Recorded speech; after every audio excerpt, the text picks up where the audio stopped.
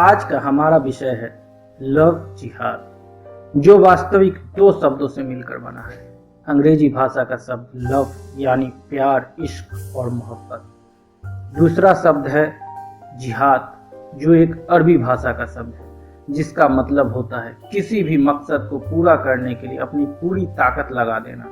जब एक धर्म विशेष को मानने वाले दूसरे धर्म की लड़कियों को अपने प्यार के जाल में फंसाकर उस लड़की का धर्म परिवर्तन करवा देते हैं, तो इसी पूरी प्रक्रिया को लव जिहाद का नाम दिया गया है। आसान शब्दों में कहें तो लव जिहाद मुस्लिम पुरुषों द्वारा गैर मुस्लिम समुदाय से जुड़ी महिलाओं को इस्लाम धर्म में परिवर्तित कराने के लिए प्रेम का ढोंग रचना है। आपने भी देश में कई बार लव जिहाद के किस्से सुने होंगे, लेकिन जब से सुप्रीम कोर्ट ने लव जिहाद को लेकर टिप्पणी की है, तब से ये शब्द चर्चा और बहस का ज्वलंत मुद्दा बन गया है। यह अवधारणा 2009 में भारत में राष्ट्रीय स्तर पर पहली बार केरल और उसके बाद कर्नाटक में ध्यानाकर्षण की ओर बढ़ी। यह शब्द भारत के संदर्भ में प्रयोग किया जाता है, किंतु कथित रूप से इसी तरह की गतिविधियां यूके आदि देशों में भी हुई हैं। नवंबर 2009 में पुलिस महानिदेशक जैकब कुन्नौज ने कहा कि कोई भी ऐसा संगठन नहीं है जिसके द्वारा केरल में लड़कियों को मुस्लिम बनाने के इरादे से प्यार किया जाता है। दिसंबर 2009 में न्यायमूर्ति केटी शंकरन ने कुन्नौज की रिपोर्ट को स्वीकार करने से इनकार कर दिया और निष्कर्ष निकाला कि जबरदस्ती धर्मांतरण के संकेत हैं। अदालत ने लव जिहाद मामलों में 2 अभियुक्तों की जमानत याचिका पर सुनवाई करते हुए कहा कि पिछले 4 वर्षों में इस तरह के 3-4 हजार मामले सामने आए हैं।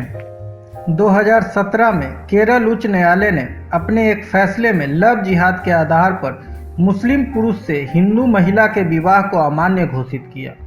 तब मुस्लिम पति द्वारा भारत के सर्वोच्च न्यायालय में एक अपील दायर की गई, जहां अदालत ने लव जिहाद के पैटर्न की स्थापना के लिए सभी समान मामलों की जांच करने के लिए एनआईए को निर्देश दिया। 2010 में कर्नाटक सरकार ने पाया कि कई महिलाओं ने इस्लाम धर्म को अपनाया है, लेकिन ऐसा करने के लिए किसी धार्मिक संगठन ने उन्हें प्रेरित नहीं किया। अब हम बात करते हैं कि वर्तमान में कहां-कहां धर्मांतरण विरोधी कानून हैं।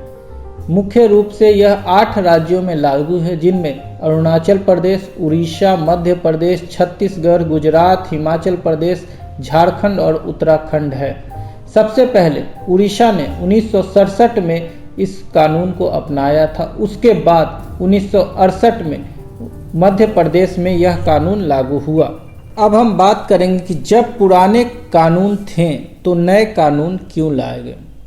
हिमाचल प्रदेश और मध्य प्रदेश उन 10 राज्यों में शुमार है जहां धर्म परिवर्तन के खिलाफ पहले से कानून थे, लेकिन नए कानूनों में सबसे अहम फर्क ये है कि सिर्फ कन्वर्जन के मकसद से की गई शादियों के मामले में सजा के प्रावधान किए गए हैं। वहीं यूपी में राज्य के विधि आयोग की 2019 की एक रिपोर्ट में कहा गया कि जबरन धर्म परिवर्तन के मामले के लिए एक खास किस्म के कानून की जरूरत है।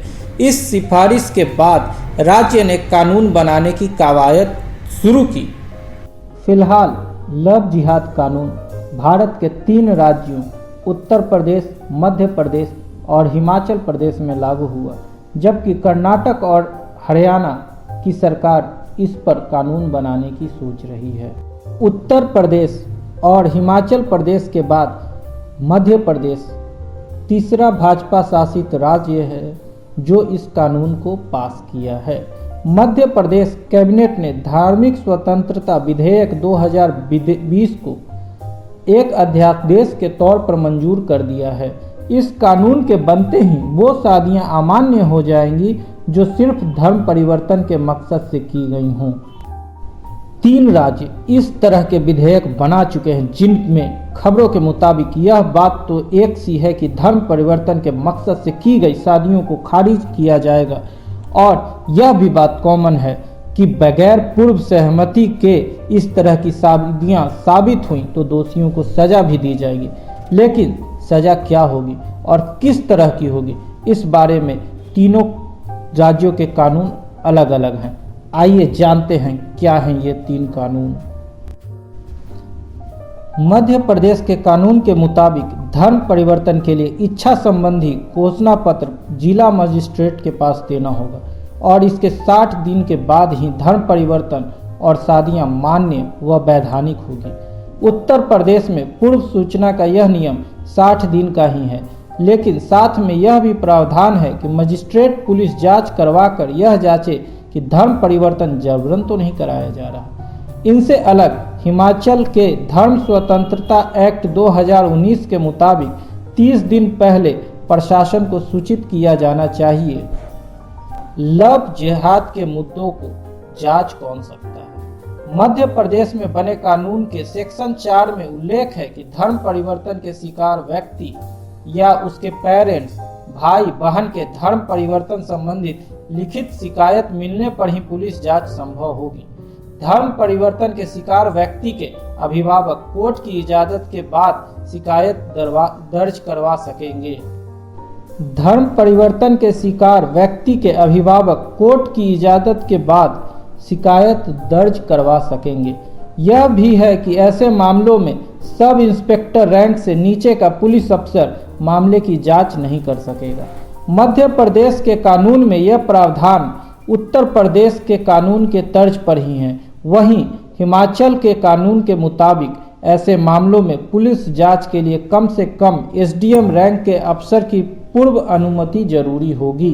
अब जानेंगे कि लव जिहाद कानून में सजा के प्रावधान क्या हैं। तीनों ही प्रदेशों के कानूनों में यह कॉमन है कि ऐसे मामलों को गैर जमानती माना जाएगा और गिरफ्तारी बिना वारंट के होगी। जमानत मिलना जज के संज्ञान पर निर्भर करता है। रही बात सजा की, तो मध्य प्रदेश के कानून के मुताबिक धर्म परिवर्तन के दोषी को 1 से 5 साल तक की कैद हो सकती है, लेकिन जिसका धर्म परिवर्तन कराया गया वह महिला या अवयस्क या SC/ST व्यक्ति होगा तो उसका सजा 10 साल कैद और धर्म परिवर्तन कराने के लिए शादी की गई तो 10 साल तक की कैद की सजा संभव है। जबकि उत्तर प्रदेश कानून के हिसाब से ऐसे मामलों में कम से कम 1 साल की कैद और उसे जरूरत पड़ने पर 5 साल तक बढ़ाई जा सकती है। यह जुर्म दोहराए जाने पर इसकी अधिकतम सजा दोगुनी कर दी जाएगी। वहीं हिमाचल में 1 से 5 साल तक की गैर कानूनी धर्म परिवर्तन के लिए सजा मुकर्रर की गई है, लेकिन पीड़ित महिला अवयस्क SC/ST होने पर उसकी सजा बढ़ाकर 7 साल कर दी जाएगी।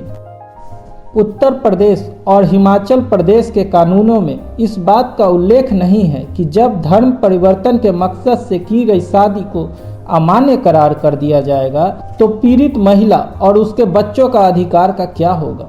मध्य प्रदेश के कानून में सेक्शन 9 के तहत प्रावधान किया गया है कि ऐसी सूरत में महिला का गुजारा भत्ता मांगने और पाने का अधिकार होगा। जय